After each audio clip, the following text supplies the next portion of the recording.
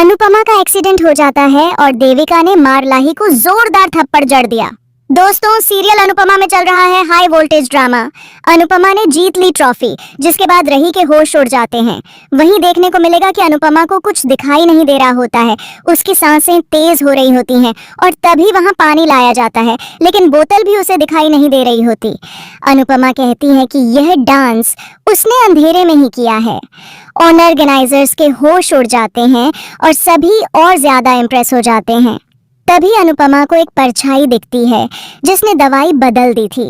उसके हाथ में वॉच देखकर अनुपमा को एहसास हो जाता है कि यह सब उसी ने किया है। दूसरी तरफ ट्रॉफी राही के हाथों देकर ऑर्गेनाइजर्स तमाशा खड़ा करते हैं। ट्रॉफी मिलने के बावजूद राही गुस्से में स्टेज पर अनाउंस करती है कि वह अनुज के नाम की इस एकेडमी को बंद कर देगी और अब कभी डांस नहीं करेगी। अनुपमा उसके पीछे भागती है उसे रोकने के लिए, लेकिन राही कहती है कि सब कुछ बर्बाद करने के बाद अब क्या आप खुश हैं? राही का इल्जाम होता है कि अनुपमा ही उसकी पॉप्स और आर्यन की मौत की जिम्मेदार है। वह कहती है कि जहां भी अनुपमा जाती है वहां बर्बादी लेकर जाती है। उसने अपनी जीत की खातिर उसके पापा के नाम पर शुरू की गई अकादमी भी बंद करवा दी। राही रोते हुए कहती है कि अब अनुपमा को चैन मिल गया होगा। देविका राही को रोकना चाहती है, लेकिन अनुपमा मना कर देती है। उधर सब लोग पार्टी की तैयारी कर रहे होते हैं अनुपमा को सरप्राइज देने के लिए, लेकिन अनुपमा लौट कर नहीं आती और कहती है कि कुछ देर अकेली रहना चाहती है। वह मंदिर जाती है अनुज की यादों में, लेकिन राही की बातें उसे बहुत खटकती हैं। टूटे दिल से सड़क पर चल रही अनुपमा का पीछा कर रहा होता है गौतम। जैसे ही अनुपमा रोड क्रॉस करती है, गौतम जानबूझकर उसका एक्सीडेंट कर देता है।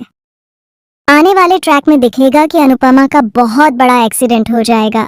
पुलिस इंस्पेक्टर कॉल करके देविका को खबर देंगे।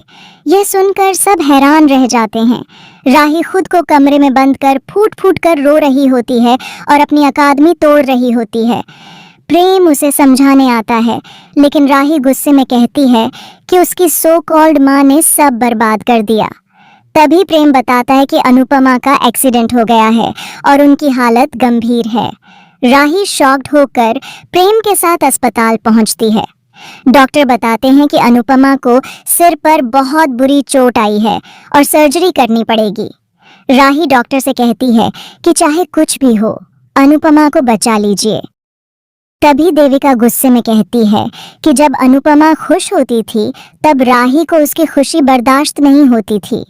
हमेशा मौत और हादसों का इल्जाम उसी पर लगाती थी। देविका कहती है कि आज अगर अनुपमा की जान पर बनाई है तो इसकी जिम्मेदार राही है। देविका राही को जोरदार थप्पड़ मारती है और कहती है कि अनुपमा और अनुज के रिश्ते के बीच हमेशा वही आई थी। उसने कभी उन्हें साथ नहीं रहने दिया। अब भी वही अनुपमा को मौत के करीब ले आई है। देविका साफ कह देती है कि अगर अनुपमा को कुछ हुआ तो इसकी जिम्मेदार सिर्फ और सिर्फ राही होगी, क्योंकि उसने उसका दिल तोड़ा है और इसी वजह से अनुपमा जिंदगी और मौत के बीच जूझ रही है। बापूजी और बाकी घर वाले भी वहां पहुंचते हैं और पूरा माहौल बेहद भावुक हो जाता है।